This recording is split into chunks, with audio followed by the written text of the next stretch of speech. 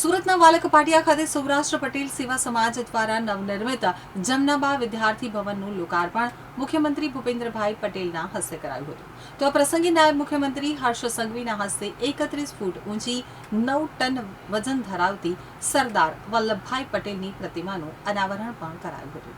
Diamond city silk city સુરતના આંગણે શિક્ષણ અને સામાજિક ઉત્થાનના ક્ષેત્રે એક નવો સુવર્ણ ઇતિહાસ આલેખતા શ્રી સૌરાષ્ટ્ર પટેલ સેવા સમાજ સુરત દ્વારા સમાજના દીકરા દીકરીઓને ઉચ્ચ શિક્ષણ માટે શ્રેષ્ઠ સુવિધાઓ મળી રહે તેવા ઉમદા હેતુથી નવનિર્મિત જમનાબા વિદ્યાર્થી ભવનને મુખ્યમંત્રી ભૂપેન્દ્રભાઈ પટેલના હસ્તે ખુલ્લું મૂકવામાં આવ્યું હતું।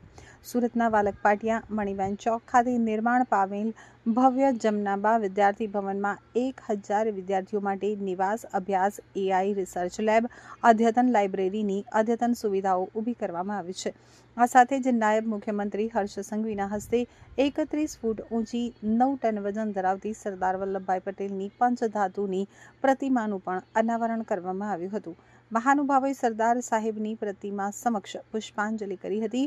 કેન્દ્રીય શ્રમ અને રોજગાર રમતગમત મંત્રી મનસુખ માંડવિયા અને રાજ્યસભા સાંસદ ગોવિંદભાઈ ધોળકિયાના હસ્તે પૂર્વ મુખ્યમંત્રી સ્વર્ગીય કેશુભાઈ પટેલ ઓડિટોરિયમનું પણ ઉદ્ઘાટન કરવામાં આવ્યું હતું। જયંતિભાઈ બાબરિયા તથા અન્નપૂર્ણા ગામના ચેરમેન રાવજીભાઈ વસાણીના હસ્તે રિબિન કાપી અને ભવનને વિધિવત લોકાર્પિત કરાયું હતું। આ પ્રસંગે મુખ્યમંત્રીએ જણાવ્યું હતું કે પવિત્ર અધિક માસમાં કરેલું દરેક સત્કાર્ય સમર્પણ લાખો ગણું ફળ આપે છે। ત્યારે સૌરાષ્ટ્ર પટેલ સેવા સમાજે જનહિતના કાર્યો થકી ભગવાન પુરુષોત્તમને સાચા અર્થમાં પ્રસન્ન કરવાનું પરમ કાર્ય કર્યું છે। આ સંસ્થા પટેલ એ વાતનું જીવંત ઉદાહરણ છે કે જો સૌ સાથે મળીને પ્રયાસ કરીએ તો વિકાસ કેટલી ગતિ અને વ્યાપક સાથે સાકાર થઈ શકે છે। તો નાયબ મુખ્યમંત્રી હર્ષ સંઘવીએ જમનાબા ભવન નિર્માણ બદલ શુભેચ્છાઓ આપતા જણાવ્યું હતું કે સૌરાષ્ટ્ર સહિત ગુજરાતના અન્ય ગ્રામ્ય કે અંતરિયાળ વિસ્તારોમાંથી સુરત શહેરમાં ભણવા આવતા સામાન્ય પરિવારોના દીકરા દીકરીઓ માટે જમનાબા ભવન વરદાનરૂપ સાબિત થશે।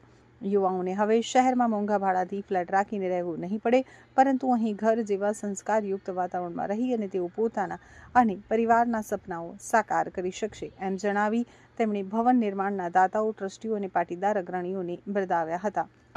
લોકાર્પણ સમારોહમાં આપની સૌની વચ્ચે ઉપસ્થિત રાજ્યના લોકપ્રિય મુખ્યમંત્રી આદરણીય શ્રી ભૂપેન્દ્રભાઈ પટેલ સાહેબ આપણા સૌની વચ્ચે વર્ષોથી જે સામાજિક સેવાઓ હોય, સમાજના નાના મોટા કોઈ બી પ્રશ્ન હોય, વરાછા, કતારગામ, સુરત, સૌરાષ્ટ્રના બધા વિસ્તારોમાં વર્ષોથી કામ કરતા એવા કેન્દ્રીય મંત્રી આદરણીય શ્રી મનસુખભાઈ માંડવિયા।